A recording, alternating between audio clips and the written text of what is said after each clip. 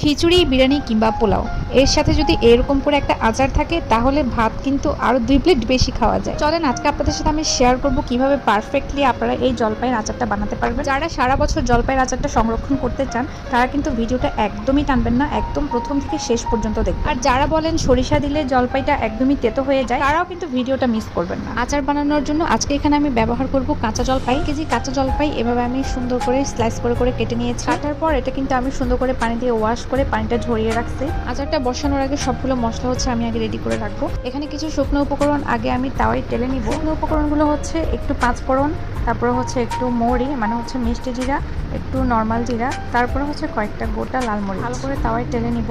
এর মধ্যে হচ্ছে এখানে আমি সরিষাটাও রেডি করে রাখতেছি।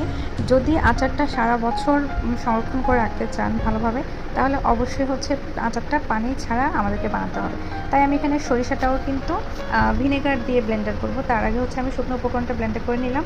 এখন হচ্ছে আমি সরিষাটা এখানে ব্লেন্ডার করব। এখানে অবশ্যই ভিনেগার দিতে হবে। তো যাই হোক, এখানে আমার কষ্টের কোনো শেষ নেই। সেটা হচ্ছে ব্লেন্ডারে কিন্তু আমার সরিষাটা আমি ব্লেন্ড করতে পারিনি। তো পরে হচ্ছে আমি এগুলো আবার নিয়ে এভাবে করে শিলপাটায় বেটে নিলাম।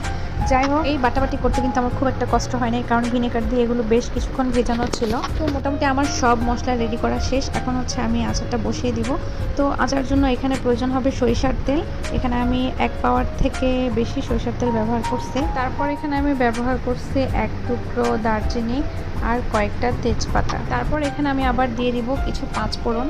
আর এই সবগুলো হচ্ছে আমি ভালো করে একটু ভেজে নিব। এগুলো হালকা ভাজা হয়ে গেলে এখন এখানে আমি আদা রসুন বাটা দিয়ে দিব।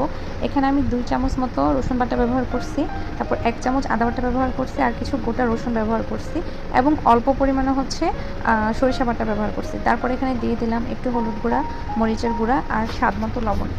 তো মশলাগুলো এখানে আমি সামান্য কষিয়ে নেব। তারপর হচ্ছে এখানে আমি জলপাইগুলো নিয়ে নিব। জলপাইগুলো কিন্তু আমি সেদ্ধ করিনি, আমি কাঁচা জলপাইটাই হচ্ছে এই মশলার মধ্যে এভাবে ঢেলে দিব। তো ভালোভাবে এভাবে হচ্ছে নেড়েচেড়ে আমি সবগুলো মশলা জলপাইয়ের সাথে সুন্দর করে মিশিয়ে নেব।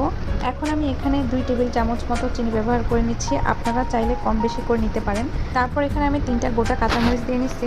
আর এই সব কিছু দেওয়ার পর এখানে আমি এই বিডি ভিনেগারটা ব্যবহার করব। যেহেতু এখানে কোনো পানি ব্যবহার করা যাবে না, কারণ এটা আমি সারা বছর সংরক্ষণ করতে চাচ্ছি। যদি কেউ সারা বছর সংরক্ষণ করতে চান তাহলে অবশ্যই ভিনেগার ব্যবহার করতে হবে। এখন এখানে আমি ছোট 1 টুকরো গুড় দিয়ে দিচ্ছি, এতে করে এটার স্বাদটা একটু বাড়বে। এই পর্যায়ে আমি আর একটু ভালো করে মিশিয়ে নেড়ে নিব এবং এটাকে আমি ঢেকে ভালো মতন 10 মিনিট কুক করে নিব। আর 10 মিনিট পরে এটা দেখতে ঠিক এইরকম লাগতেছে।